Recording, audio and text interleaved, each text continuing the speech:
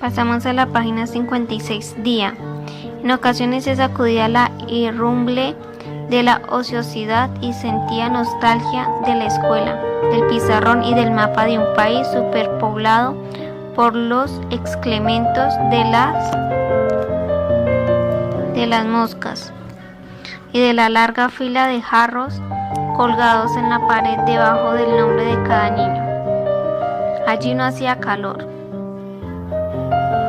Era un pueblo verde y plácido, con unas gallinas de largas patas cenicientas que atravesaban el salón de clases para echarse a poner debajo del tinajero. Su madre era entonces una mujer triste y hermética. Se sentaba al atardecer a recibir el viento acabado de filtrar en los cafetales y decía: Manaure es el pueblo más bello del mundo. Y luego, volviéndose hacia él, viéndolo crecer sordamente en el chinchorro: cuando estés grande te darás cuenta de eso. Pero no se dio cuenta de nada. No se dio cuenta a los 15 años, siendo ya demasiado grande para su edad, rebosando de esa salud insolente y atolondrada que da la ociosidad. Hasta cuando cumplió los 20 años su vida no fue nada esencialmente distinta de unos cambios de posición en el chinchorro. Pero para esa época su madre, obligada por el reumatismo, abandonó la escuela que había atendido durante 18 años, de manera que se fueron a vivir a una casa de 2 cuartos con un patio enorme donde criaron gallinas de patas cenicientas, como las que atravesaban el salón de clases. El cuidado de las gallinas fue su primer contacto con la realidad, y había sido el único hasta el mes de julio, en que su madre pensó en la jubilación y consideró que ya el hijo tenía suficiente sagacidad para gestionarla. Él colaboró de manera eficaz en la preparación de los documentos y hasta tuvo el tacto necesario para convencer al párroco de que alterara en 6 años la partida del bautismo de su madre, que aún no tenía la edad para la jubilación. El jueves recibió las últimas instrucciones escrupulosamente pormenorizadas por la experiencia pedagógica de su madre e inició el viaje hacia la ciudad con 12 pesos, una muda de ropa, el legajo de documentos y una idea enteramente rudimentaria de la palabra jubilación, que él interpretaba en bruto como una determinada cantidad de dinero que debía entregarle el gobierno para poner una cría de cerdos. Adormilado en el corredor del hotel, entorpecido por el bochorno, no se había detenido a pensar en la gravedad de su situación. Suponía que el percance quedaría resuelto al día siguiente con el regreso del tren, de suerte que ahora su única preocupación era esperar el domingo para reanudar el viaje y no acordarse jamás de ese pueblo donde había un calor insoportable. Un poco antes de las 4 cayó en un sueño incómodo y pegajoso, pensando mientras dormía que era una lástima no haber traído el chinchorro. Entonces fue cuando se dio cuenta de que había olvidado en el tren el envoltorio de la ropa y los documentos de la jubilación. Despertó abruptamente, sobresaltado, pensando en su madre y otra vez acorralado por el pánico. Cuando rodó el asiento hasta la sala se habían encendido las luces del pueblo. No conocía el alumbrado eléctrico, de manera que experimentó una fuerte impresión al ver las bombillas pobres y manchadas del hotel. Luego recordó que, pasamos a la página 57, su madre le había hablado de eso y siguió rodando el asiento hasta el comedor, tratando de evitar los morcardones que estrellaban como proyectiles en los espejos. Comió sin apetito, ofuscado por la clara evidencia de su situación, por el calor intenso, por la amargura de aquella soledad que padecía por primera vez en su vida. Después de las 9 fue conducido al fondo de la casa, a un cuarto de madera empapelado con periódicos y revistas. A la medianoche se hallaba sumergido en un sueño pantanoso y febril, mientras a 5 cuadras de allí el padre Antonio Isabel del Santísimo Sacramento del altar, tendido boca arriba en su catre, pensando que las experiencias de esa noche reforzaban el sermón que tenía preparado para las 7 de la mañana. El padre reposaba con sus largos y ajustados pantaloncillos de sarga entre el denso rumor de los zancudos. Un poco antes de las 12 había atravesado el pueblo para administrar la extremaunción a una mujer y se sentía exaltado y nervioso, de manera que puso los elementos sacramentales junto al catre y se acostó a repasar el sermón. Permaneció así varias horas tendido boca arriba en el catre hasta cuando oyó el horario remoto de una alcaraván en la madrugada. Entonces trató de levantarse, se incorporó penosamente y pisó la campanilla y se fue de bruces contra el suelo áspero y sólido de la habitación. Apenas se dio cuenta de sí mismo cuando experimentó la sensación tereblante que le subió por el costado. En ese momento tuvo conciencia de su peso total, juntos el peso de su cuerpo, de sus culpas y de su edad. Sintió contra la mejilla la solidez del suelo pedregoso que tantas veces al preparar sus sermones le había servido para formarse una idea precisa del camino que conduce al infierno. Cristo, murmuró, asustado, pensando, seguro de que nunca más podré ponerme en pie. No supe cuánto tiempo permaneció postrado en el suelo, sin pensar en nada, sin acordarse siquiera de implorar una buena muerte. Fue como si, en realidad, hubiera estado muerto por un instante, pero cuando recobró el conocimiento, ya no sentía dolor ni espanto. Vio la raya lívida debajo de la puerta, oyó remoto y triste el clamor de los gallos y se dio cuenta de que estaba vivo y de que recordaba perfectamente las palabras del sermón. Cuando descorrió la tranca de la puerta estaba amaneciendo.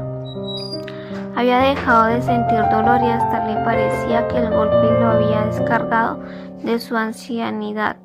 Toda la bondad, los extravíos y los padecimientos del pueblo penetraron hasta su corazón cuando tragó la primera bocanada de aquel aire que era una humedad azul llena de gallos.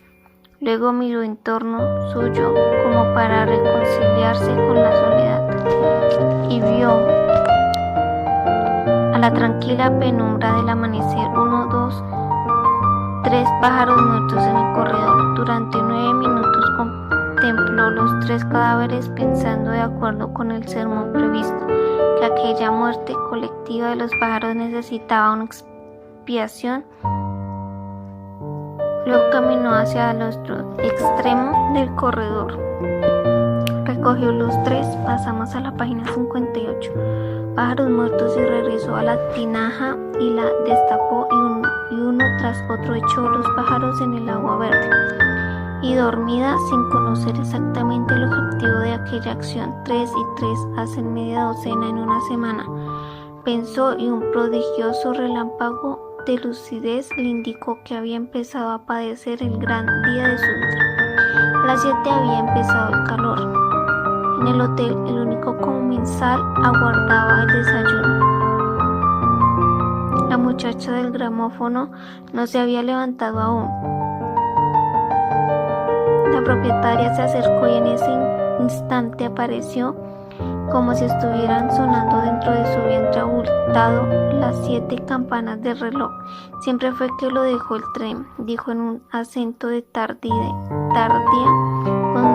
conmiseración. Y luego trajo el desayuno: café con leche, huevo frito y tajadas de plátano verde. Él trató de comer, pero no sentía hambre. Se sentía alarmado de que hubiera empezado el calor. Sudaba a chorros, se asfixiaba, había dormido mal con la ropa puesta y ahora tenía un poco de fiebre. Sintió otra vez el pánico y se acordaba de su madre. En el instante en que la propietaria se acercó a recoger los platos, radiante dentro de su traje nuevo de grandes flores verdes. El traje de la propietaria le hizo recordar que era domingo. ¿Hay misa?, preguntó. Sí hay, dijo la mujer, pero es como si no hubiera, porque no va casi nadie. Es que no han querido mandar un padre nuevo. ¿Y qué pasa con el de ahora? Que tiene como 100 años y está medio chiflado, dijo la mujer. Permaneció inmóvil, pensativo, con todos los platos en una mano. Luego dijo: el otro día juró en el púlpito que había visto al diablo, y desde entonces así nadie volvió a la misa. De manera que fue a la iglesia, en parte por su desesperación y en parte por la curiosidad de conocer a una persona de 100 años. Advirtió que era un pueblo muerto, con calles interminables y polvorientas y sombrías casas de madera con techos de cine que parecían deshabilitadas. Eso era el pueblo en domingo: calles sin hierba, casas con alambreras y un cielo profundo y maravilloso sobre un calor asfixiante. Pensó que no había ahí ninguna señal que permitiera distinguir el domingo de otro día cualquiera, y mientras caminaba por la calle desierta, se acordó de su madre. Todas las calles de todos los pueblos conducen inexorablemente a la iglesia, al cementerio. En este instante desembocó en una pequeña plaza empedrada con un edificio de cal, con una torre y un gallo de madera en la cúspide y un reloj parado en las 4:10. Sin apresurarse atravesó la plaza, subió por los 3 escalones del atrio e inmediatamente sintió el calor del envejecido sudor humano revuelto con el olor del incienso y penetró en la tibia penumbra de la iglesia casi vacía. Padre Antonio Isabel del Santísimo Sacramento del altar acababa de subir. Pasamos a la página 57. Al púlpito. Iba a iniciar el sermón cuando vio entrar a un muchacho con el sombrero puesto. Lo vio sentarse en el último escaño, la cabeza ladeada y las manos sobre las rodillas. Se dio cuenta de que era un forastero. Tenía más de 20 años de estar en el pueblo y habría podido conocer a cualquiera de sus habitantes hasta por el olor. Solo sabía que el muchacho que acababa de llegar era un forastero. En una mirada breve e intensa observó que era un ser taciturno y un poco triste, y que tenía la ropa sucia y arrugada. Es como si estuviera mucho tiempo de estar durmiendo con ella, pensó con un sentimiento que era una mezcolanza de repugnación y piedad. Pero después, viéndolo en el escaño, sintió que su alma desbordaba gratitud y se dispuso a pronunciar para el gran sermón de su vida. Cristo, pensaba mientras tanto, permite que recuerde el sombrero para que no tenga que echarlo del templo. Y comenzó el sermón. Al principio habló sin darse cuenta de sus palabras, ni siquiera se escuchaba a sí mismo. Oía apenas la melodía definida y suelta que fluía de un manantial. Dormido en su alma desde el principio del mundo, tenía la confusa certidumbre de que las palabras estaban brotando precisas, oportunas, exactas, en el orden y la ocasión previstos. Sentía que un vapor caliente le presionaba las entrañas, pero sabía también que su espíritu estaba limpio de vanidad y que la sensación de placer que le embargaba los sentidos no era soberbia, ni rebeldía, ni vanidad, sino el puro regocijo de su espíritu en nuestro Señor. En su alcoba, la señora Rebeca se sentía desfallecer, comprendiendo que dentro de un momento el calor se volvería imposible. Si no se hubiera sentido arraigada al pueblo por un oscuro temor a la novedad, habría metido sus cachivaches en un baúl con naftalina y se hubiera ido a rodar por el mundo, como lo hizo su bisabuelo, según le habían contado. Pero íntimamente sabía que estaba destinada a morir en el pueblo, entre aquellos interminables corredores y las nuevas alcobas cuyas alambreras pensaba haría reemplazar por vidrios erizados. Cuando cesara el calor, de manera que se quedaría allí, decidió, y esa era una decisión que tomaba siempre, que ordenaba la ropa en el armario. Decidió también escribirle a mi ilustrísimo primo, para que mandara a un padre joven y poder asistir de nuevo a la iglesia con su sombrero de minúsculas flores de terciopelo y oír otra vez una misa ordenada y sermones sensatos y edificantes. Mañana es lunes, pensó, empezando a pensar de una vez en el encabezamiento de la carta para el obispo, encabezamiento que el coronel Buendía había calificado de frívolo e irrespetuoso, cuando Argenida abrió bruscamente la puerta alambrada y exclamó: «Señora, dicen que el padre se volvió loco en el púlpito». La viuda volvió hacia la puerta un rostro otoñal y amargo enteramente suyo. Pasamos a la página 60. «Hace por lo menos 5 años que está loco», dijo, y siguió aplicada a la clasificación de su ropa, diciendo: «Debe ser que volvió a ver al diablo». «Ahora no fue el diablo», dijo Argenida. «¿Entonces a quién?», preguntó la señora Rebeca, estirada, indiferente. «Ahora dice que vio al judío errante». La viuda sintió que se le crispaba la piel.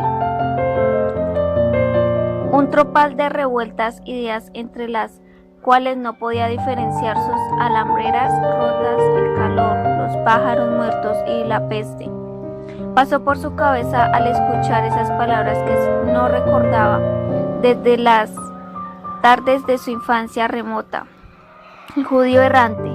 Y entonces comenzó a moverse, vivida, helada, hacia donde Argenida la contemplaba con la boca abierta. «Es verdad», dijo, con una voz que le subía de las entrañas.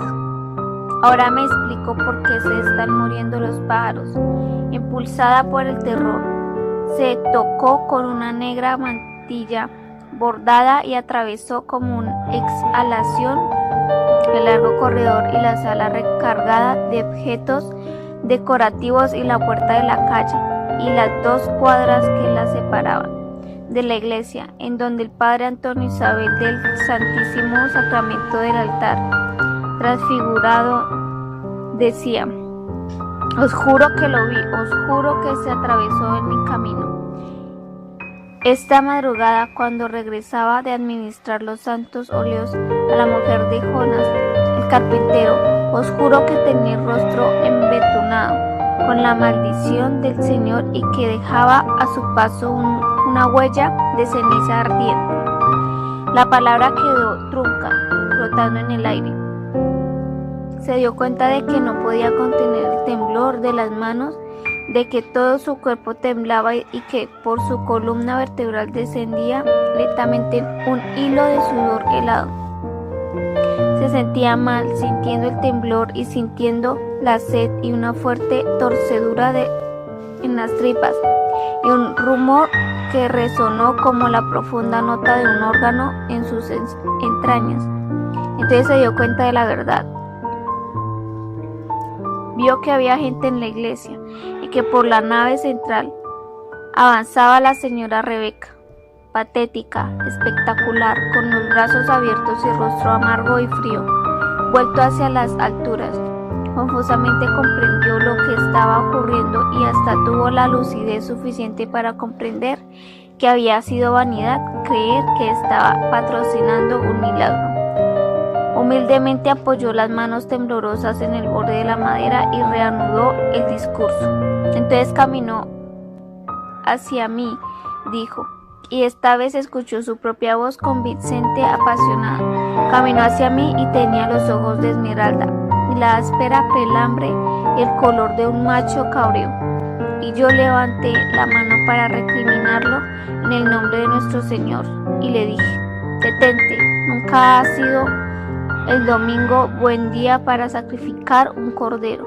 Cuando terminó había empezado el calor, ese calor intenso, sólido y abrasante de aquel agosto inolvidable. Pero el padre Antonio Isabel ya no se daba cuenta del calor. Sabía que ahí, a sus espaldas, estaba el pueblo otra vez postrado.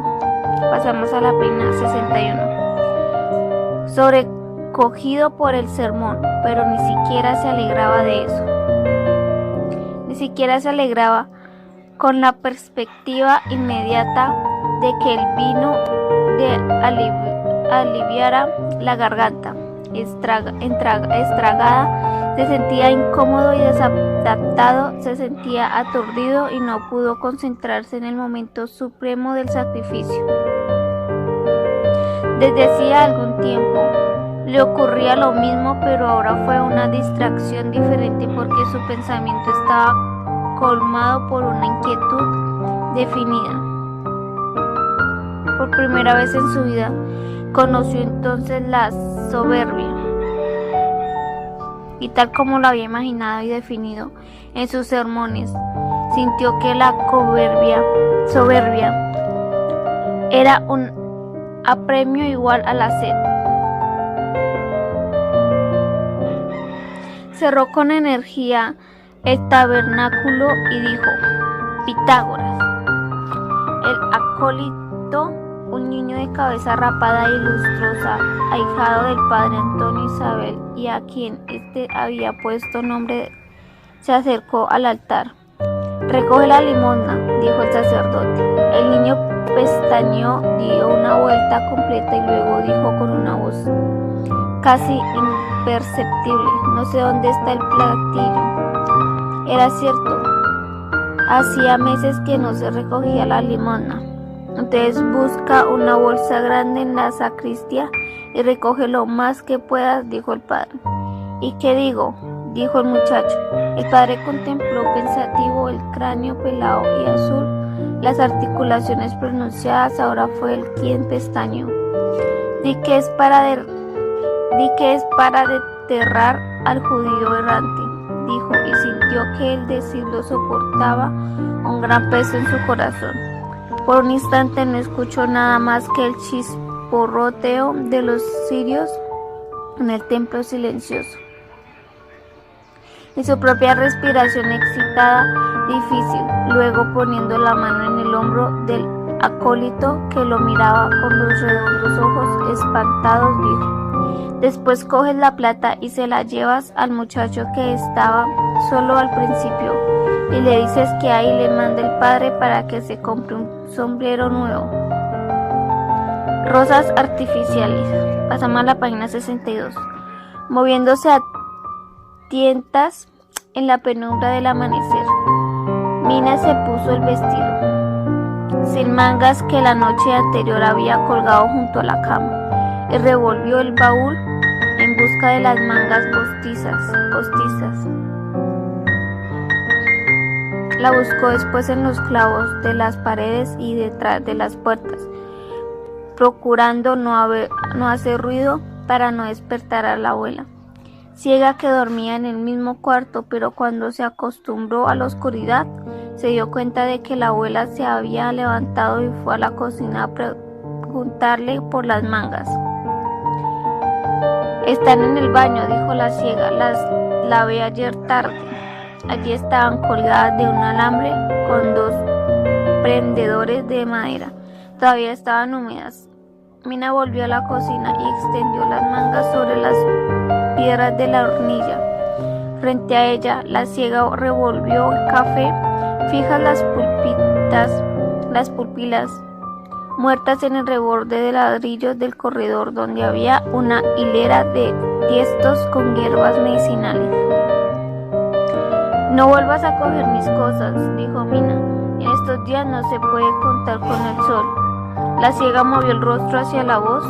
Se me había olvidado que era el primer viernes, dijo. Después de comprobar con una aspiración profunda que ya estaba el café, retiró la olla del fogón. Pon un papel debajo, porque esas piedras están sucias, dijo. Mina restregó el índice contra las piedras de la hornilla. Estaban sucias, pero de una costra de hollín apelmazado, que no ensuciaría las mangas si no se frotaban contra las piedras. Si se ensucian, tú eres la responsable, dijo. La ciega se había servido una taza de café. Tienes rabia, dijo, rodando un asiento hacia el corredor. Es sacrilegio comulgar cuando se tiene rabia. Se sentó a tomar el café frente a las rosas del patio cuando sonó el tercer toque para la misa. Mina retiró las mangas de la hornilla, todavía estaban húmedas, pero se las puso. El padre Ángel no le daría la comunión con un vestido de hombros descubiertos.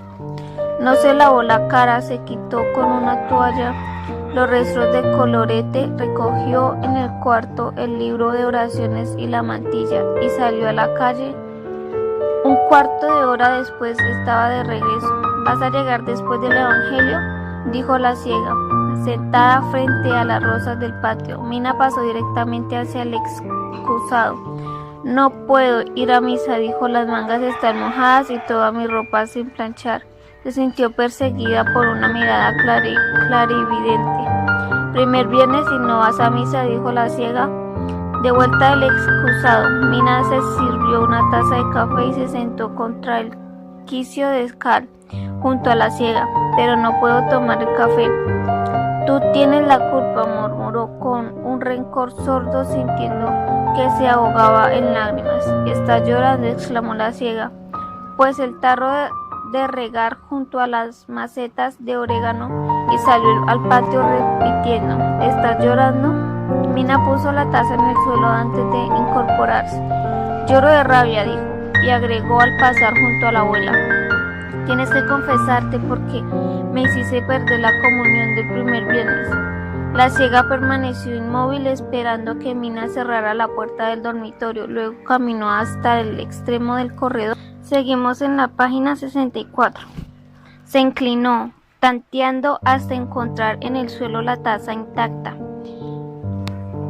Mientras vertía el café en la olla de barro, siguió diciendo: Dios sabe que tengo la conciencia tranquila. La madre de Mina salió del dormitorio. ¿Con quién hablas?, preguntó. Con nadie, dijo la ciega. Ya te he dicho que me estoy volviendo loca encerrada en su cuarto. Mina se desabotonó el corpiño y sacó 3 llavecitas que llevaba prendidas con un alfiler de nodriza. Con una de las llaves abrió la gaveta inferior del armario y extrajo un baúl de madera en miniatura. Lo abrió con la otra llave. Adentro había un paquete de cartas en papeles de color, atadas con una cinta elástica. Se las guardó en el corpiño, puso el baulito en su puesto y volvió a cerrar la gaveta con llave. Después fue al excusado y echó las cartas en el fondo. Te hacía en misa, le dijo la madre. No pudo ir, intervino la ciega. Se me olvidó que era primer viernes y lavé las mangas ayer tarde. Todavía están húmedas, murmuró Mina. Ha tenido que trabajar mucho en estos días, dijo la ciega. Son 150 docenas de rosas que tengo que entregar en la Pascua, dijo Mina. El sol calentó temprano antes de las 7. Mina instaló en la sala su taller de rosas artificiales, una cesta llena de pétalos y alambres, un cajón de papel elástico, 2 pares de tijeras, un rollo de hilo y un frasco de goma. Un momento después llegó Trinidad con su caja de cartón bajo el brazo a preguntarle por qué no había ido a la misa. No tenía mangas, dijo Mina. Cualquiera hubiera podido prestártelas, dijo Trinidad. Rodó una silla para sentarse junto al canasto de pétalos. Se me hizo tarde, dijo Mina. Terminó una rosa, después acercó el canasto para rizar pétalos con las tijeras. Trinidad puso la caja de cartón en el suelo e intervino en el labor. Mina observó la caja. ¿Compraste zapatos?, preguntó. Son ratones muertos, dijo Trinidad. Como Trinidad era experta en el rizado de pétalos, Mina se dedicó a fabricar tallos de alambre forrados en papel verde. Trabajaron en silencio sin advertir el sol que avanzaba en la sala decorada con cuadros idílicos y fotografías familiares. Cuando terminó los tallos, Mina volvió hacia Trinidad un rostro que parecía acabado en algo inmaterial. Trinidad rizaba con admirable pulcritud, moviéndose apenas la punta de los dedos, las piernas muy juntas. Mina observó sus zapatos masculinos. Trinidad eludió la mirada sin levantar la cabeza, apenas arrastrando los pies hacia atrás, e interrumpió el trabajo. ¿Qué pasó?, dijo. Mina se inclinó hacia ella. ¿Que se fue?, dijo. Trinidad soltó las tijeras en el regazo. No, se fue, repitió Mina. Trinidad la miró sin parpadear. Una arruga vertical dividió sus cejas encontradas. ¿Y ahora?, preguntó. Mina respondió sin temblor en la voz. Ahora nada. Trinidad se despidió antes de las 10. Liberada del peso de su intimidad, Mina la retuvo un momento para echar los ratones muertos en el excusado. La ciega estaba podando el rosal. ¿A que no sabes que llevo en esta caja?, le dijo Mina al pasar.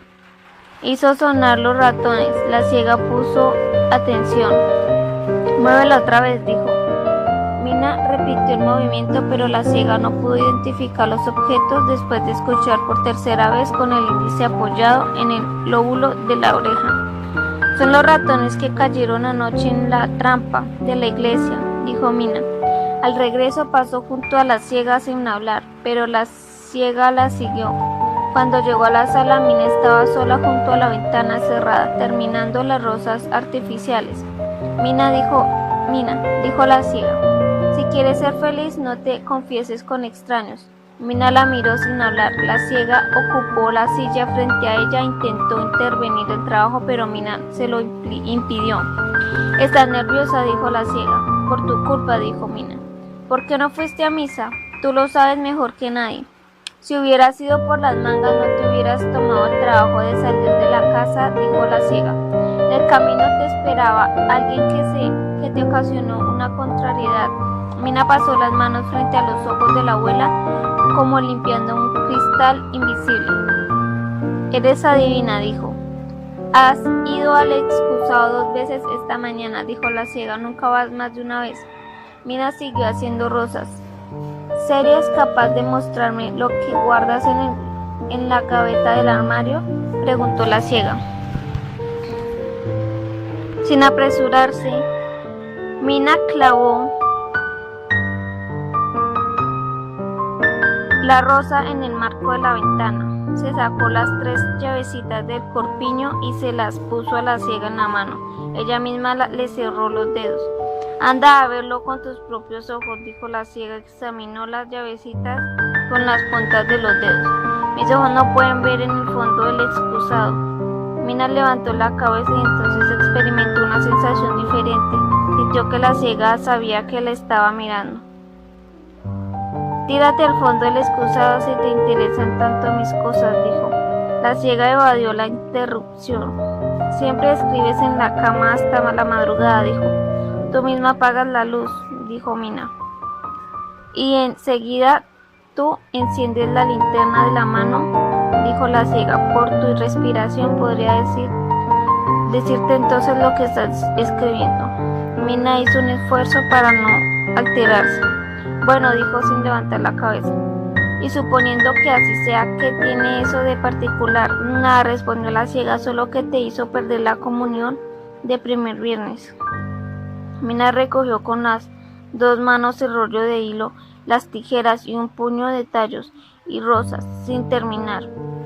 Puso todo dentro de la canasta y encaró a la ciega. ¿Quieres entonces que te diga que fui a hacer al excusado?, preguntó. Las dos permanecieron en suspenso, hasta cuando Mina respondió a su propia pregunta. Fui a cagar. Laura tiró en el canasto las 3 llavecitas. Sería una buena excusa, murmuró, dirigiéndose a la cocina. Pasamos a la página 66. Me habrías convencido si no fuera la primera vez en tu vida que te oigo decir una vulgaridad. La madre de Mina venía por el corredor en sentido contrario, cargada de ramos espinosos. ¿Qué es lo que pasa?, preguntó. Estoy loca, dijo la ciega, pero por lo visto no piensan mandarme para el manicomio mientras no empiece a tirar piedras. Pasamos a la página 67. Los funerales de la mamá grande. Esta es, incrédulos del mundo entero, la verídica historia de la mamá grande, soberana absoluta del reino del Macondo, que vivió en función de dominio durante 92 años y murió en olor de sanidad un martes de septiembre pasado, y a cuyos funerales vino el sumo pontífice. Ahora que la nación sacudida en sus entrañas ha recobrado el equilibrio, ahora que los gaiteros de San Jacinto, los contrabandistas de la Guajira, los arroceros del Sinú, las prostitutas de Guacamaya, los hechiceros de la Sierpe y los bananeros de Aracateca han colgado sus toldos para restablecer de la extenuante vigilia, y que han recuperado la serenidad y vuelto a tomar posesión de sus estados el presidente de la República y sus ministros y todos aquellos que representaron al poder público y a las potencias sobrenaturales en las más espléndidas ocasiones funerarias que registren los anales históricos. Ahora que el sumo pontífice ha subido a los cielos en cuerpo y alma, y que es imposible transitar en Macondo a causa de las botellas vacías, las colillas de cigarro, los huesos roídos, las ratas y trapos y excrementos que dejó la muchedumbre que vino al entierro. Ahora es la hora de recostar un taburete a la puerta de la calle y empezar a contar desde el principio los pormenores de esta conmoción nacional, antes de que tengan tiempo de llegar los historiadores. Hace 14 semanas, después de interminables noches de estaplasmas, sinapismos y ventosas de Molina, por la delirante agonía, la mamá grande ordenó que la sentaran en su viejo mecedor de bejuco. Para expresar su última voluntad era el único requisito que le hacía falta para morir. Aquella mañana, por intermedio del padre Antonio Isabel, había arreglado los negocios de su alma y solo le faltaba arreglar los de sus arcas con los 9 sobrinos, sus herederos universales, que velaban en torno al lecho. El párroco, hablando solo y a punto de cumplir 100 años, permanecía en el cuarto. Se había necesitado 10 hombres para subirlo hasta la alcoba de la mamá grande, y se había decidido que allí permaneciera para no tener que bajarlo y volverlo a subir en el minuto final. Nicanor el sobrino mayor, titánico y montaraz, vestido de caqui, botas con espuelas y un revólver calibre 38 cañón largo, ajustado bajo la camisa, fue en busca del notario. La enorme mansión de 2 plantas olorosa a melaza y a orégano, con sus oscuros aposentos atiborrados de arcones y cachivaches de 4 generaciones convertidas en polvo, se había paralizado desde la semana anterior a la expectativa de aquel momento. En el profundo corredor central, con garfios en las paredes donde en otro tiempo se colgaron cerdos desollados y se desangraban venados en los soñolientos domingos de agosto. Los peones dormían amontonados sobre sacos de sal y útiles de labranza, esperando la orden de sillar las bestias para divulgar la mala noticia en el ámbito de la hacienda desmedida. El resto de la familia estaba en la sala, las mujeres lívidas, pasamos a la página 68, desangradas por la herencia y la vigilia. Guardaban un luto cerrado que era una suma de incontables lutos superpuestos. La rigidez patriarcal de la mamá grande había cercado su fortuna y su apellido con una alambrada sacramental, dentro de la cual los tíos se casaban con las hijas de las sobrinas, y los primos con las tías, y los hermanos con las cuñadas, hasta formar una intrincada maraña de consanguinidad. Se convirtió la procreación en un círculo vicioso. Solo Magdalena, la menor de las sobrinas, logró escapar al cerco. Aterrorizada por las alucinaciones, se hizo exorcizar por el padre Antonio Isabel. Se rapó la cabeza y renunció a las glorias y vanidades del mundo en el noviciado de la prefectura apostólica, al margen de la familia oficial y en ejercicio del derecho de pernada. Los varones habían fecundado hatos, veredas y caseríos con todas unas descendencias bastardas, que circulaba entre la servidumbre sin apellidos a título de ahijados, dependientes, favoritos y protegidos de la mamá grande. La inminencia de la muerte removió la extenuante expectativa. La voz de la moribunda, acostumbrada al homenaje y a la obediencia, no fue más sonora que un bajo de órgano en la pieza cerrada, pero resonó en los más apartados rincones de la hacienda. Nadie era indiferente a esa muerte. Durante el presente siglo, la mamá grande había sido el centro de gravedad de Macondo, como sus hermanos, sus padres y los padres de sus padres lo fueron con el pasado. Era una hegemonía que colmaba 2 siglos. La aldea se fundó alrededor de su apellido. Nadie conocía el origen, ni los límites, ni el valor real del patrimonio, pero todo el mundo se había acostumbrado a creer que la mamá grande era dueña de las aguas corrientes y estancadas, llovidas y por llover, y de los caminos vecinales, los postes del telégrafo, los años bisiestos y el calor, y que tenía además un derecho heredado sobre vida y haciendas cuando se sentaba a tomar el fresco de la tarde en el balcón de su casa, con todo el peso de sus viseras y su autoridad aplastado en su viejo mecedor de bejuco. Parecía en verdad infinitamente rica y poderosa, la patrona más rica y poderosa del mundo. A nadie se le había ocurrido pensar que la mamá grande fuera mortal, salvo a los miembros de su tribu y a ella misma, aguijoneada por las premoniciones seniles del padre Antonio Isabel, pero ella confiaba en que viviera más de 100 años, como su abuela. materna, que en la guerra de 1875 se enfrentó a una patrulla del coronel Aureliano Buendía atrincherada en la cocina de la hacienda. Solo en abril de este año comprendió la mamá grande que Dios no les concedería el privilegio de liquidar personalmente en franca refriega a una horda de masones federalistas. La primera semana de dolores, el médico de la familia la entretuvo con cataplasmas de mostaza y calcetines de lana.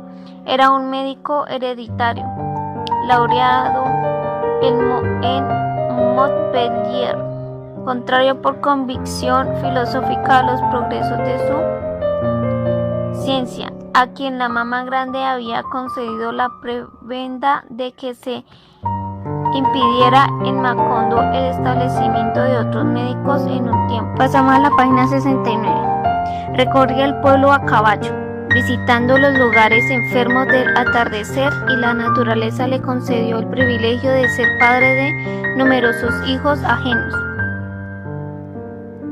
Pero la artritis le anquilosó en un chinchorro y terminó por atender a sus pacientes sin visitarlos. Por medio de suposiciones, correveidiles y recados, requerido por la mamá grande, atravesó la plaza en pijama, apoyado en dos bastones, y se instaló en la alcoba de la enferma. Solo cuando comprendió que la mamá grande agonizaba, hizo llevar una arca con pomos de porcelana marcados en latín, y durante 3 semanas embadurnó a la moribunda por dentro y por fuera con toda suerte de emplastos académicos, julipes magníficos y supositorios magistrales. Después le aplicó sapos ahumados en el sitio del dolor y sanguijuelas en los riñones, hasta la madrugada de ese día en que tuvo que enfrentarse a la disyuntiva de hacerla sangrar por el barbero, exorcizar por el padre Antonio de Isabel. Nicanor mandó a buscar al párroco. Sus 10 hombres mejores lo llevaron desde la casa cural hasta el dormitorio de la mamá grande. Sentado en su crujiente mecedor de mimbre bajo el mohoso palio de las grandes ocasiones, la campanilla del viático en el tibio amanecer de septiembre fue la primera notificación a los habitantes de Macondo. Cuando salió el sol, la placita frente a la casa de la mamá grande parecía una feria rural. Era como el recuerdo de otra época. Hasta cuando cumplió los 70 años, la mamá grande celebró sus cumpleaños con las ferias más prolongadas y tumultuosas de que se tenga memoria. Se ponía damajuanas de aguardiente a disposición del pueblo. Se sacrificaban reses en la plaza pública y una banda de músicos instalada sobre una mesa tocaba sin tregua durante 3 días. Bajo los almendros polvorientos donde la primera semana del ciclo acamparon las legiones del coronel Aureliano Buendía.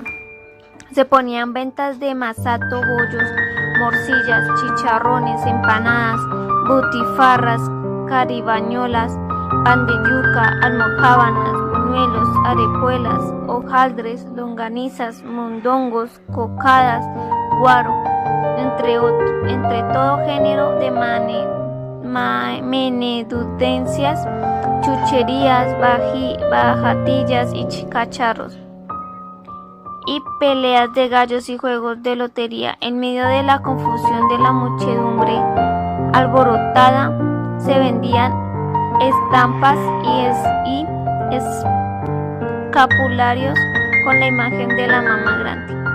Las festividades comenzaban la antevíspera y terminaban el día del cumpleaños con un estruendo de fuegos artificiales y un baile familiar en la casa de la mamá grande. Los selectos invitados y los miembros legítimos de la familia generosamente servidos por la bastardía bailaban al compás de la vieja pianola equipada con rollos de moda. La mamá grande presidía la fiesta desde el fondo del salón, en una poltrona con almohadas de lino, impartiendo discretas instrucciones con su diestra, adornada de anillos en todos los dedos, a veces en complicidad con los enamorados, pero casi siempre aconsejaba por su propia inspiración. Aquella noche concertaba los matrimonios del año entrante para... Pasamos a la página 70. Clausurar el jubileo. La mamá grande salía al balcón adornado con diademas y faroles de papel y arrojaba monedas a la muchedumbre. Aquella tradición se había interrumpido en parte por los dueles sucesos de la familia y en parte por la incertidumbre política de los últimos tiempos. Las nuevas generaciones no asistieron sino de oídas a aquellas manifestaciones de esplendor. No alcanzaron a ver a la mamá grande en la misa mayor, abanicada por algún miembro de la autoridad civil, disfrutando del privilegio de no arrodillarse ni en instante de la elevación para no estropear su saya de volantes holandeses y sus almidonados pollerines de Holanda. Los ancianos recordaban como una iluminación de la juventud los 200 metros de esteras que se tendieron desde la casa solariega hasta el altar mayor, la tarde en que María del Rosario Castañeda y Montero asistió a los funerales de su padre y regresó por la calle Esterada investida de su nueva e irradiante dignidad, a los 22 años convertida en la mamá grande. Aquella visión medieval permanecía entonces no solo al pasado de la familia, sino al pasado de la nación, cada vez más imprecisa y remota, visible apenas en su balcón, sofocado entonces por los geranios en las tardes de calor. La mamá grande se esfumaba en su propia leyenda. Su autoridad se ejercía a través de Nicanor.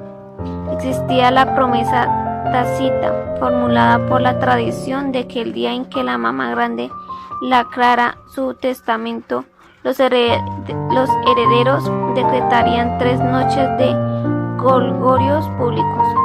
Pero se sabía asimismo que ella había decidido no expresar su voluntad última hasta pocas horas antes de morir. Nadie pensaba seriamente en la posibilidad de que la mamá grande fuera mortal. Solo esa madrugada, despertados por los cerceros del viático, los habitantes de Macondo se convencieron de que la mamá grande no solo era mortal, sino que se estaba muriendo. Su hora era llegada.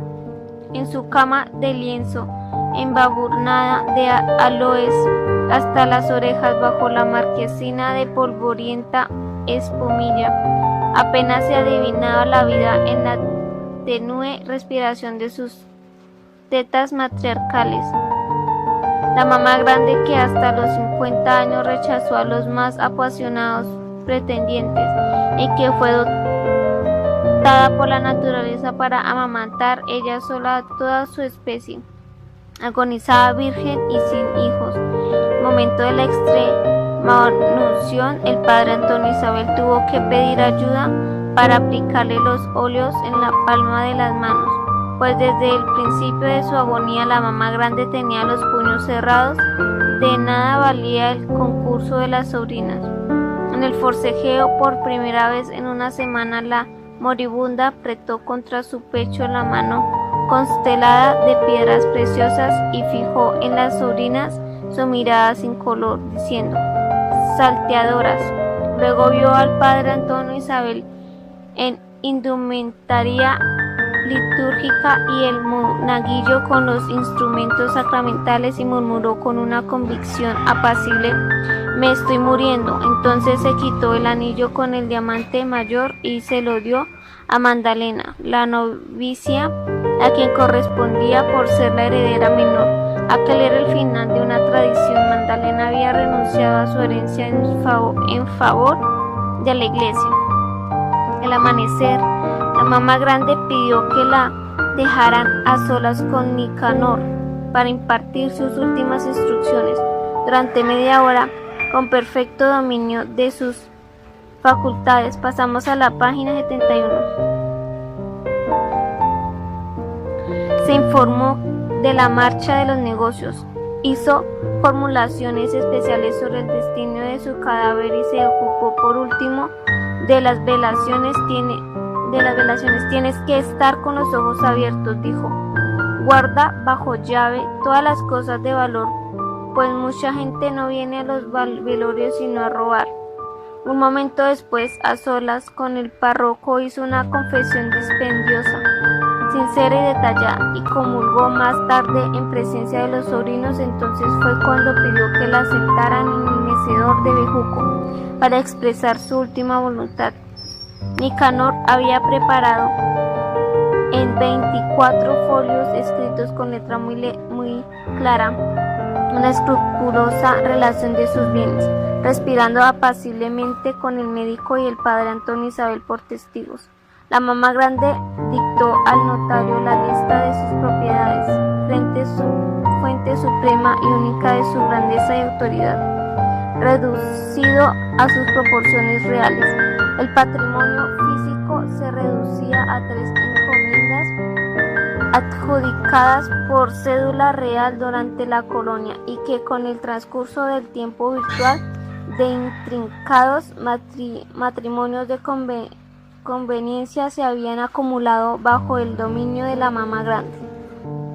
En ese territorio ocioso sin límites definidos, que abarcaba 5 municipios y en el cual no se sembró nunca un solo grano por cuenta de los propietarios, vivían a título de arrendatarios 352 familias. Todos los años, en vísperas de su onomástico, la mamá grande ejercía el único acto de demonio que había impedido el regreso de las tierras al Estado. Dominio que había impedido el regreso de las tierras al Estado, el cobro de los arrendamientos. Sentada en el corredor interior de su casa, ella recibía personalmente el pago del derecho de habitar en sus tierras, como durante más de un siglo lo recibieron sus antepasados de los antepasados de los arrendatarios. Pasados los 3 días de la recolección, el patio estaba atiborrado de cerdos, pavos y gallinas, y de los diezmos y primicias sobre los frutos de la tierra que se depositaban allí en calidad de regalo. En realidad, esa era la única cosecha que jamás recogió la familia de un territorio muerto desde sus orígenes, calculado a primera vista en 100.000 hectáreas. Pero las circunstancias históricas habían dispuesto que dentro de esos límites crecieron y prosperaron las 6 poblaciones del distrito de Macondo, incluso la cabecera del municipio de Madera, que todo el que habitara una casa no tenía más derecho de la propiedad del que le correspondía sobre las materiales, pues la tierra pertenecía a la mamá grande, y a ella se pagaba el alquiler, como tenía que pagarlo el gobierno por el uso que los ciudadanos hacían en las calles. En los alrededores de los caseríos merodeaba un número nunca contado y menos atendido de animales herrados en los cuartos traseros con la forma de un candado. Ese hierro hereditario, que más por el desorden que por la cantidad se había hecho familiar en remotos departamentos donde llegaban en verano. Pasamos a la página 72. muertas de sed, las reses desperdigadas, era uno de los más sólidos soportes de la leyenda. Por razones que nadie se había detenido a explicar, las extensas caballerizas de la casa se habían vaciado progresivamente desde la última guerra civil. En los últimos tiempos se habían instalado en ellas trapiches de caña, corrales de ordeño y una piladora de arroz.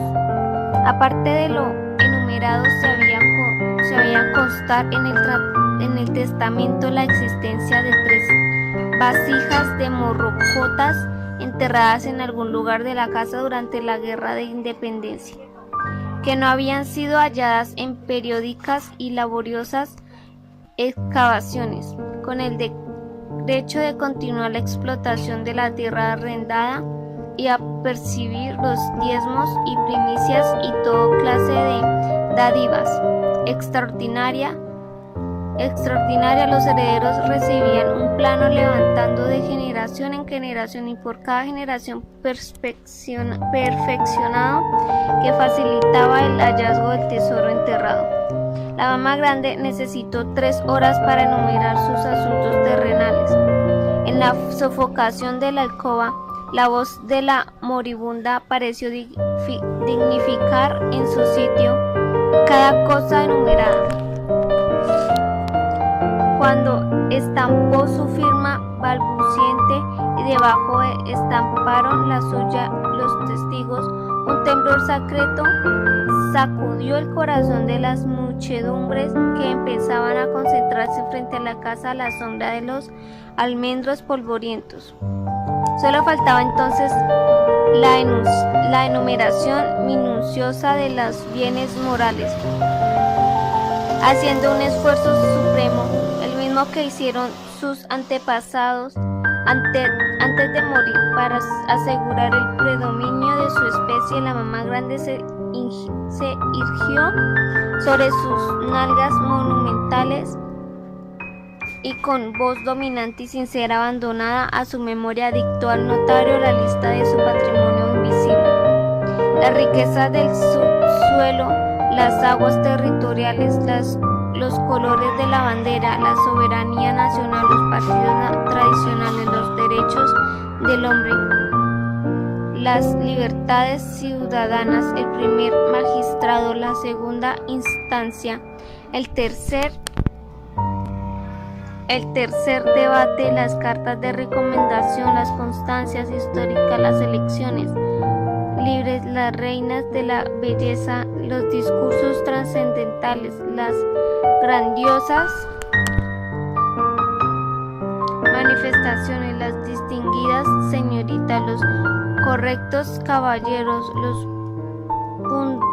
pundonorosos militares, su señoría ilustrísima, la Corte Suprema de Justicia, los artículos de prohibida importancia, las damas liberales, el problema de la carne, la pureza del lenguaje, los ejemplos para el mundo del orden jurídico, la prensa libre pero responsable, la Atenas sudamericana, la opinión pública, las elecciones democráticas, la moral cristiana, la escasez de divisas, el derecho del asilo, el peligro comunista, la nave del Estado, la carestía de la vida, las tradiciones republicanas, las clases desfavorecidas, los mensajes de adhesión.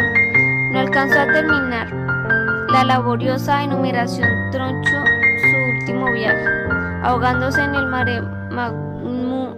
mare magnum de fórmulas abstractas que durante los 2 siglos contribuyeron a la justificación moral del poderío de la familia. La mamá grande emitió su sonoro eructo y expiró. Los habitantes de la capital remoto y sobria vieron en tarde el retrato de... Pasamos a la página 73. Una mujer de 20 años en la primera página de las ediciones extraordinarias, y pensaron que era una nueva reina de la belleza. La mamá grande vivía otra vez la momentánea juventud de su fotografía. ampliada a 4 columnas y con retoques urgentes.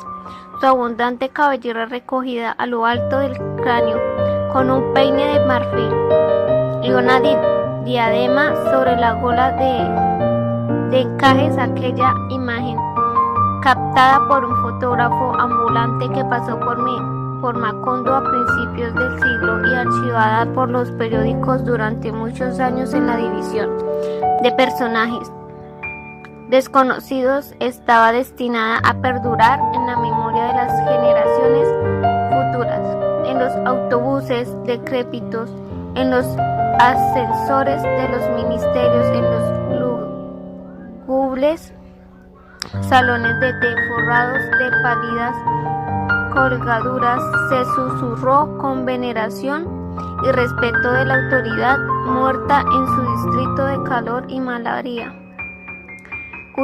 cuyo nombre se ignoraba en el resto del país hacía pocas horas antes de ser consagrado por la palabra impresa. Una llovizna menosa cubría de recelo y de verdín a los transeúntes. Las campanas de todas las iglesias tocaban a muerto. El presidente de la República, sorprendido por la noticia, cuando se dirigía al acto de graduación de los nuevos cadetes, sugirió al Ministerio de la Guerra, en una nota escrita de su puño y letra en el revés del telegrama, que concluyera su discurso con un minuto de silencio en homenaje a la mamá grande. El orden social había sido rozado por la muerte.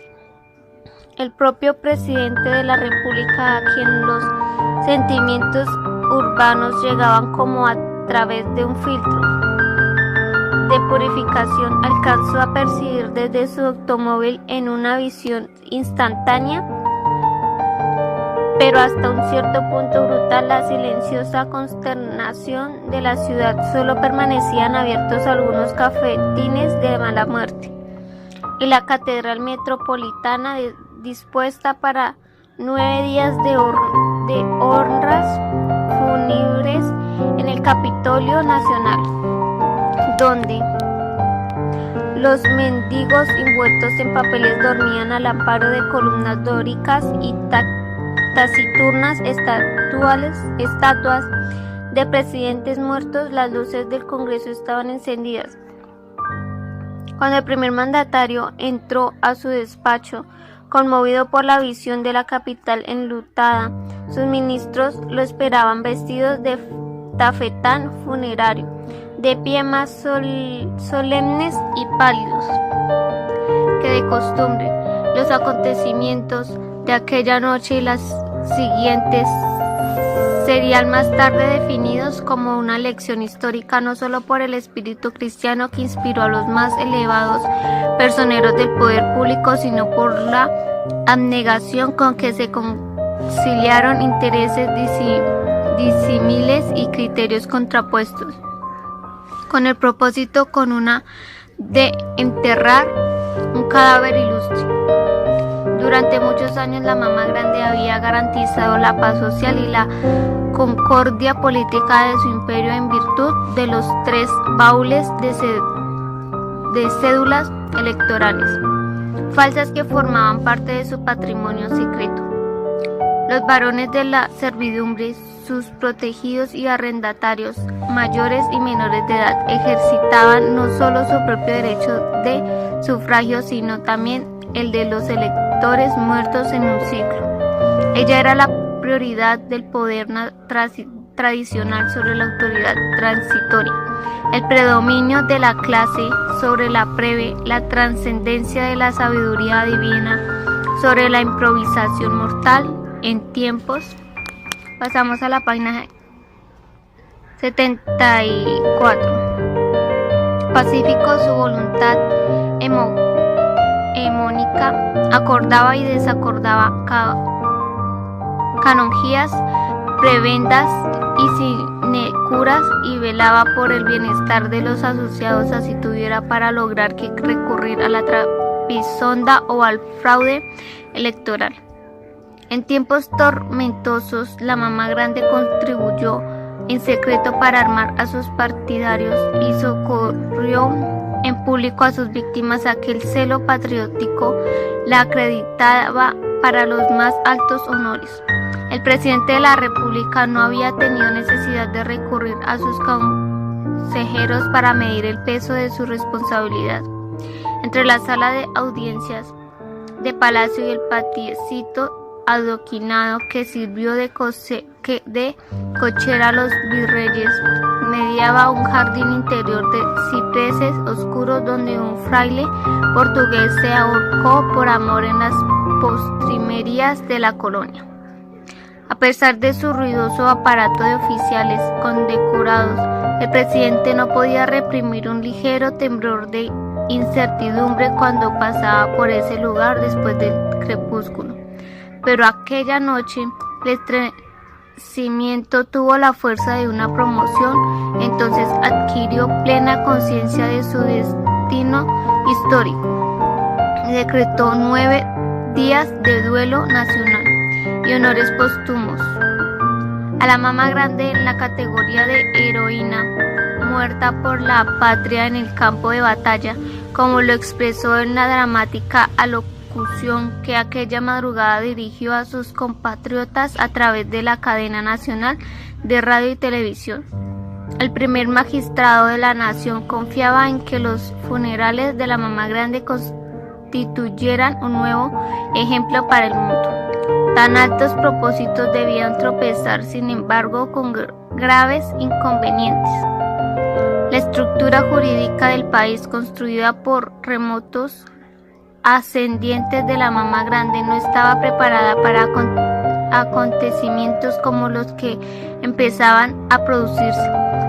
Sabios doctores de la ley, probados alquimistas del derecho, ahondaron en hermenéuticas y silogismos en busca de la fórmula que permitiera al presidente de la República asistir a los funerales. Se vieron días de sobresalto en las altas esferas de la política, del clero y las finanzas, en el vasto hemiciclo del Congreso, enrarecido por un ciclo de legislación abstracta, entre óleos de próceres nacionales y bustos de pensadores griegos.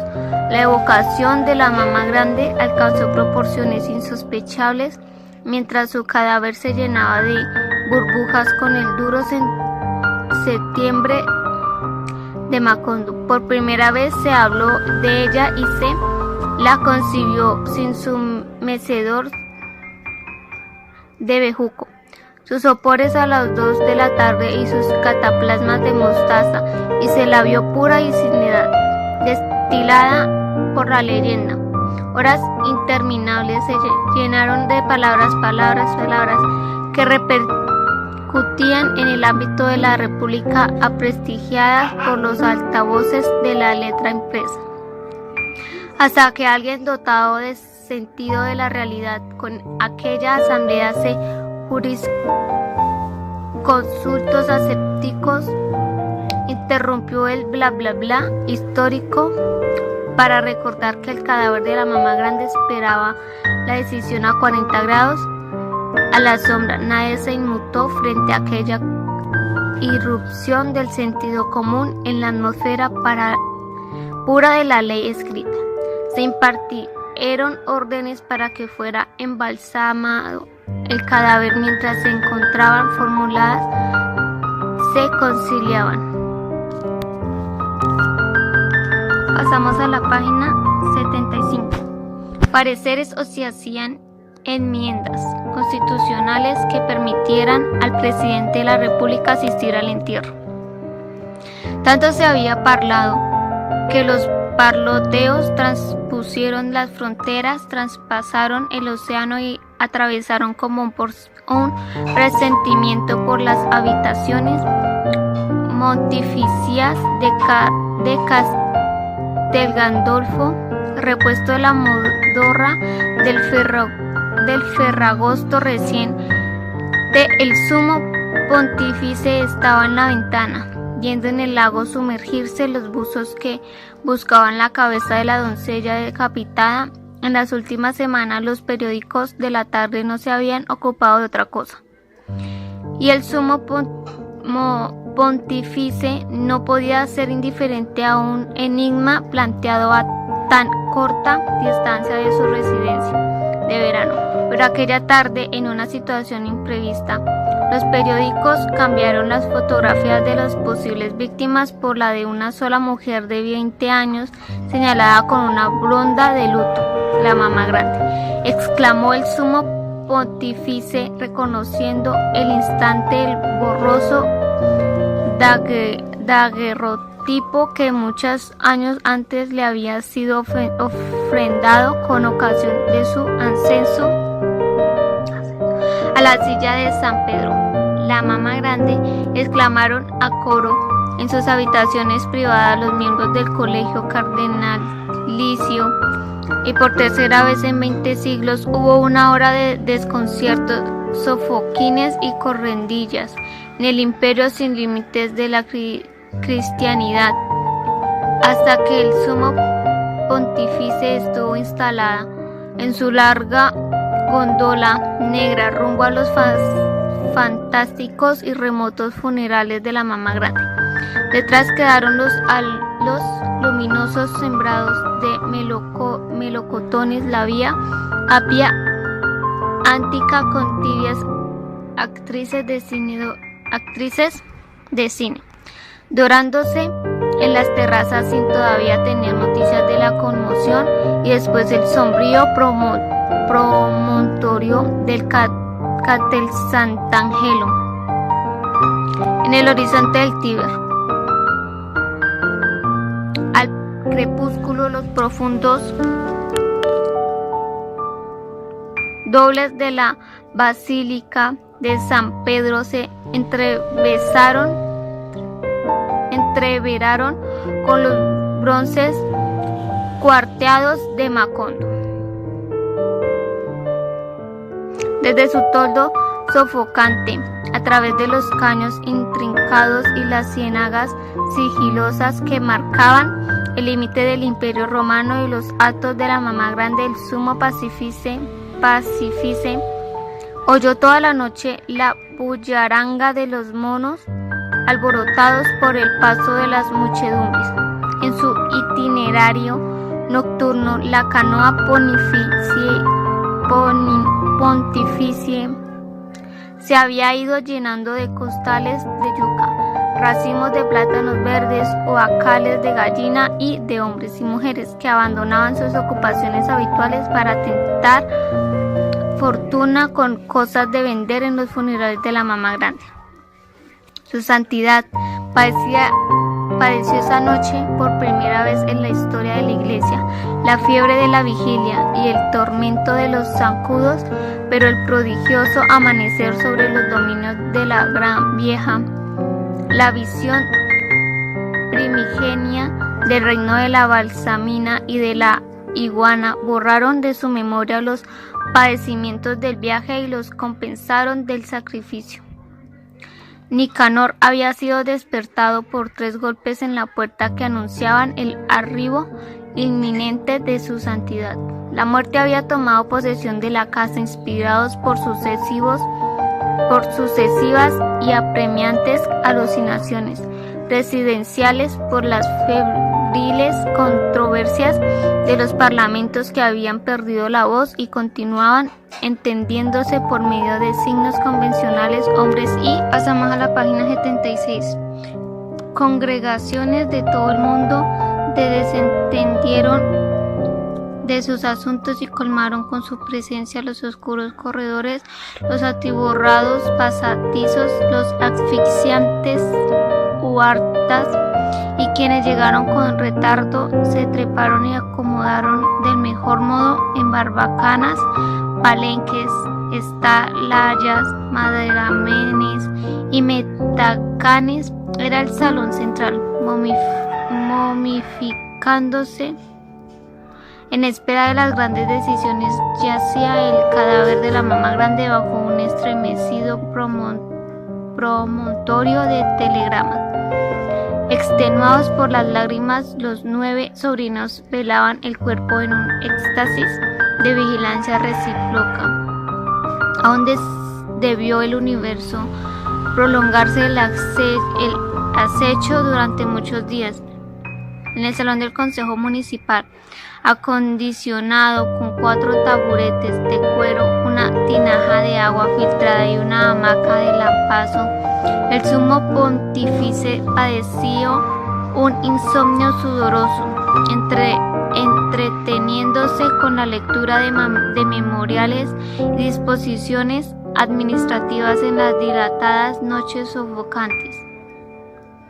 Durante el día repartía caramelos italianos a los niños que se acercaban a verlo por la ventana y almorzaba bajo la pérgola de Astromelias con el padre Antonio Isabel y ocasionalmente con Nicanor. Así vivió semanas interminables y meses alargados por la expectativa y el calor hasta que Pastor Pastrana se plantó con su redoblante en el centro de plaza y leyó el bando de la decisión. Se declaraba turbado el orden público Tarrataplán y el presidente de la República Tarrataplán disponía de las facultades extraordinarias Tarrataplán que le permitían asistir a los funerales de la mamá grande Tarrataplán. El gran día era venido, eran las calles congestionadas de ruletas, fritangas y mesas de lotería, y hombres con culebras enrolladas en el cuello que pregonaban el bálsamo definitivo para curar la erisipela y asegurar la vida eterna. En la placita abigarrada donde las muchedumbres habían colgado sus toldos y desenrollado sus petates, apuestos caballeros despejaron el paso a la autoridad. Allí estaban en espera del momento supremo las lavanderas del San Jorge, los pescadores de Perla del Cabo de Vela, los atarrayeros de Ciénaga, los camaroneros de Tasajera, los brujos de La Mojana, los salineros de Manaure, los acordeones de Valledupar, los chalanes de Ayapel, los papayeros de San Pelayo, los mamadores de Gallo de la Cueva, los improvisadores de las sabanas de Bolívar, los camajanes de Rebolo, los bogas de Magdalena, los titerillos de Mopox, además de los que se enumeraban al principio de esta crónica y muchos otros, hasta los veteranos del coronel Aureliano Buendía, el duque de Mariborough a la cabeza con su atuendo de pieles y uñas y dientes de tigre, se sobrepusieron a su rencor centenario por la mamá grande y los de su especie, y vinieron a los funerales para solicitar del presidente de la República el pago de las pensiones de guerra que esperaban desde hacía 60 años. Poco antes de las 11 la muchedumbre delirante que se asfixiaba al sol, contenida por un élite imperturbable de guerreros uniformados de dormanes, guarnecidos y espumosos morriones, lanzó un poderoso rugido de júbilo dignos. Pasamos a la página 77. Solemnen en sus sacolevas y chisteras el presidente de la República y sus ministros, las comisiones del Parlamento, la Corte Suprema de Justicia, el Consejo de Estado, los partidos tradicionales y el clero y los representantes de la banca, el comercio y la industria hicieron su aparición por la esquina de la telegrafía. Calvo y rechoncho, el anciano y enfermo presidente de la República desfiló frente a los ojos atónicos de las muchedumbres que lo habían investido sin conocerlo y que solo ahora podían dar un testimonio verídico de su existencia. Entre los arzobispos, extenuados por la gravedad de su ministerio, y los militares, de robusto tórax acorazado de insignias, el primer magistrado de la nación transpiraba el hálito inconfundible del poder. En segundo término, en un sereno transcurso de crespones luctuosos, desfilaban las reinas nacionales de todas las cosas habidas y por haber, por primera vez desprovistas del esplendor terrenal. Allí pasaron precedidas de la reina universal, la reina del mango de hilacha, la reina de la auyama verde, la reina del guineo manzano, la reina de la yuca harinosa, la reina de la guayaba perulera, la reina del coco de agua, la reina del frijol de cabecita negra, la reina de 426 kilómetros de sartales de huevos de iguana, y todas las que se omiten por no hacer interminables estas crónicas. En su féretro con vueltas de púrpura, separada de la realidad por 8 torniquetes de cobre, la mama grande estaba entonces demasiado embebida en su eternidad de forma de ido para darse cuenta de la magnitud de su grandeza. Todo el esplendor con que ella había soñado en el balcón de su casa durante las vigilias del calor se cumplió con aquellas 48 gloriosas en que todos los símbolos de las épocas rindieron homenaje a su memoria. El propio sumo pontífice, a quien ella imaginó en sus delirios suspendido en una carroza resplandeciente sobre los jardines del Vaticano, se sobrepuso al calor con un abanico de palma trenzada y honró con su dignidad suprema los funerales más grandes del mundo. Obnubilado por el espectáculo del poder, el populacho no determinó el ávido aleteo que ocurrió en el caballete de la casa cuando se impuso el acuerdo en la disputa de los ilustres, y se sacó el catafalco a la calle en hombres de los más ilustres.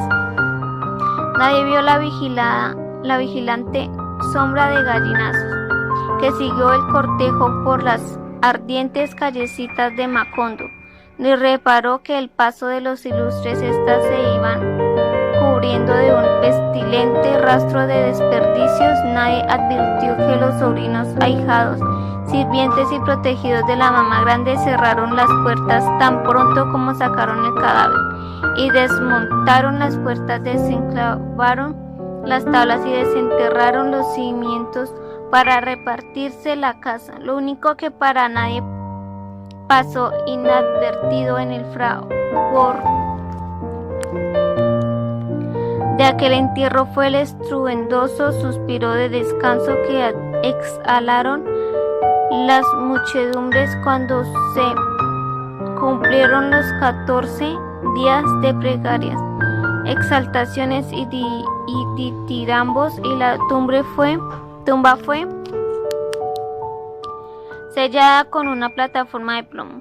Algunos de los allí presentes dispusieron de la suficiente, pasamos a la página 78, clarividencia para comprender que estaban asintiendo al nacimiento de una nueva época. Ahora podía el sumo pontífice subir el cielo en cuerpo y alma cumplida su misión en la tierra, y podía el presidente de la república sentarse a gobernar según su buen criterio, y podía las reinas de todo lo habido y por haber casarse y ser felices y engendrar y parir muchos hijos, y podían las muchedumbres colgar sus toldos según su leal modo de saber y entender en los desmesurados dominios de la mamá grande, porque la única que podía oponerse a ello y tenía suficiente poder para hacerlo había empezado a pudrirse bajo una plataforma de plomo. Solo faltaba entonces que alguien recostara un taburete en la puerta para contar esta historia, lección y escarmiento de las generaciones futuras y que ninguno de los incrédulos del mundo se quedará sin conocer la noticia de la mamá grande, que mañana miércoles vendrán los barrenderos y barrerán la basura de sus funerales porque todos los siglos de los siglos. Pasamos a la página 77. Gabriel García Márquez, Arataca, Colombia, 1928, México. Tras estudiar Derecho, trabajó como periodista en su país, México, Francia y España. Su labor literaria se inició con los cuentos que serían reunidos en Ojos de Perro Azul. Su primera novela, La hojarasca, se publicó en 1955. La aparición de 100 años de soledad en 1967 le valió la fama internacional. Otros títulos significativos de su narrativa son El coronel no tiene quien le escriba, La mala hora, Los funerales de la mamá grande, El otoño del patriarca, Crónica de una muerte anunciada, El amor en los tiempos del cólera, El general en su laberinto y del amor y otros demonios. En 1982 fue galardonado con el premio